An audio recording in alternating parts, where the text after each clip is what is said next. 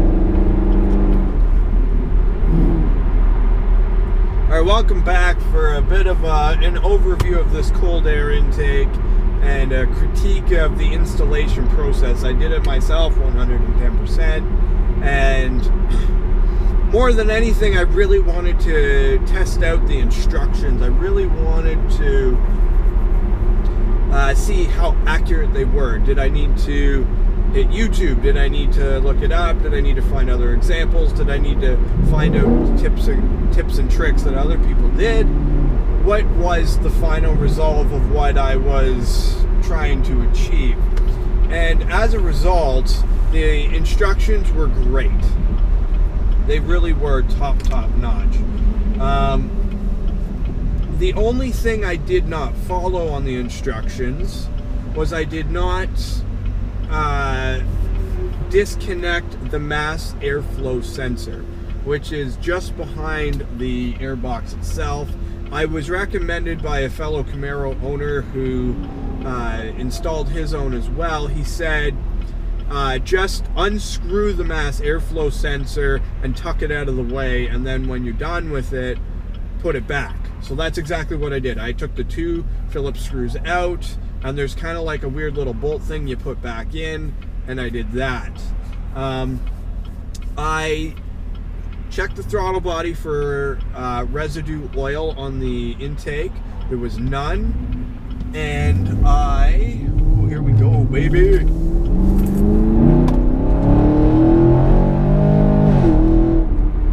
Well, it's raining. This thing is beast. So I also checked the intake tube, the like waffle vinyl tube thingy that runs into the intake throttle body. Sorry, and it actually had a lot of dirt in it. The filter was really gross. It was just like pea yellow, and I more or less wanted to see how much dirt was making it past the filter and into the actual throttle body, and there was a fair bit. So definitely was due for a filter change, and I looked it up. A stock filter is $65 US, which equates to about $100. So I'm taking $100 right off the top. I spent $500 total. I bought it off a fellow Camaro owner again, who bought it, wanted it, didn't end up putting it on, and then just couldn't have cared less at that point. So I bought it off him for 500 Canadian, which is a really good price. When I priced it out on RotoFab's website, it was going to be about $750, pending I don't get hit with any duties at the border, which is a pretty good possibility. So you take $100 off that, $400 for the intake system, $100 for the filter, which to me is pretty reasonable, and I give it like a 10 out of 10 on looks. Doing a sound tube delete, absolute key. And I was a little concerned about the sound. I was like, you know what? I had no complaints with the sound of my car. I never realized how substantial the sound tube is under there, and how kind of ugly and oddly attached it is to different things. There's just all these clamps all the way around, and they send you a plug for the firewall that's sealed off, and like it was a really easy thing to delete once removed. And not only does it take the tube that runs over the intake off, but it opens up the entire area below that, because this large ball piece that actually does all the sound tube function, it blocks all the pulleys and all the, wow, I'm having brain farts today, all the belts and everything underneath, the mechanics of the motor. It just made it look really, really nice. I was really happy with it. The fitment was gorgeous. It went together exactly like I had hoped, without any fuss or muss. I like how you put the tube through the air box, and then you screw a ring on the other side. You put 5 Phillips, like little screws in there, and it holds it all together, but it just looks gorgeous. Like it really, and I know I keep saying that, but it really is quite something special. I haven't done a test yet to see how tight the seal is on my car with the hood. Probably do it later. The weather's been awful. I'm out of town a ton for the next few days, so I just don't have the time to do it. But all in all, really good. Now, driving changes, noise changes, performance changes. I would say the shifts on this car, I want to say 10 to 15% faster.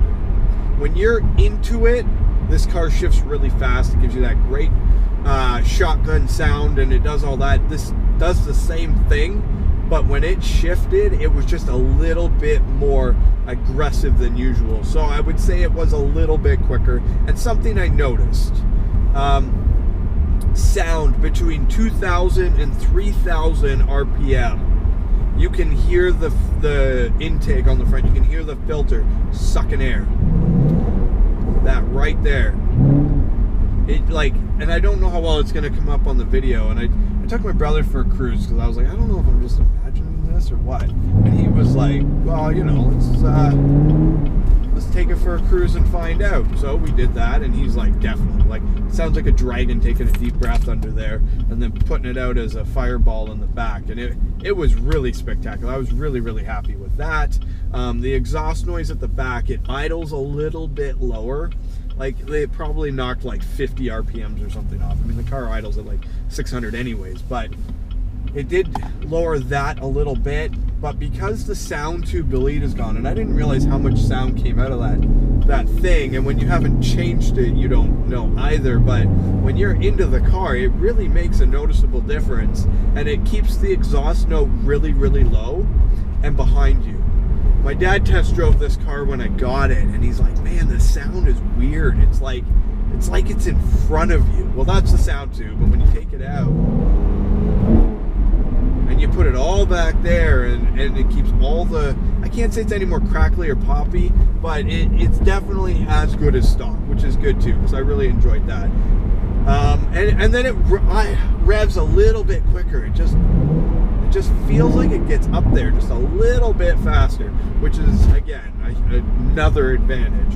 And I could be just imagining that, but seeing how clogged my filter was in pea yellow, and then seeing how big this air filter is and how it 100% utilizes the factory air inlet and how it all functions, it's exactly what I would want if I was to design it myself, having not seen RotoFab or any of the other guys.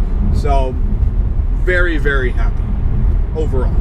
I think the RotoFab is a very great system, and the fact that the GM one installs with 3 rubber grommets in the body panels in different locations, and when you give it a pull, you pull the rubbers off. If they came off, you put them back in the hole, and you take the RotoFab and you do the exact same thing. You put it right.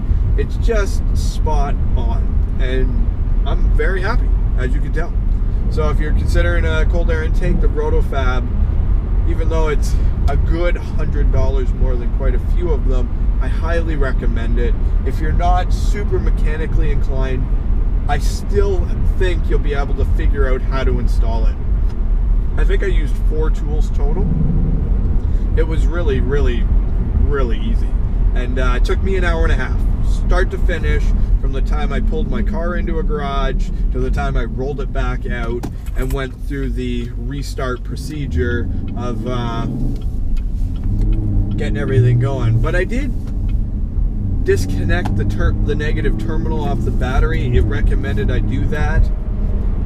I can't say I really felt it necessary. I did it anyways. When I restarted the car, it kept all my presets for driver and infotainment, and everything was kept, and all my driving modes on, which was really nice. So I don't know, there's really not too many downsides.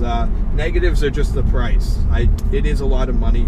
$500, or the $400 that I'm calculating, because that's the cost of the exchange of the air intake system, is still a fair chunk of money for the mod. And from here on forth, I'm going to try to get some low budget cosmetic mods for my engine bay and see if I can't clean it up and get little performance gains or efficiency gains, like putting some NGK Iridium spark plugs and maybe some better quality spark plug wires, because they're pretty wimpy and they're just one solid ugly color of gray. I think some red spark plug wires would look really nice under there, and then putting some more efficient spark plugs can help with fuel economy. And a lot of this is forum talk, and a lot of this is guys talking, so I'm going to try some of it and see where it goes. I'm not supercharging my car, I'm not turbocharging my car, I'm not doing anything. I'm doing little things that are going to make it look more my taste, make it a little cleaner, like the sound tube delete. After doing that, I was like, game on. Everything else has got to go. We got to clean up everything I can get my hands on. So it's going to be a work in progress, but I'm really pleased with the results so far. So if you got any questions in regards to the air intake, leave them down below. Till next time, drive safe, take care, and behave.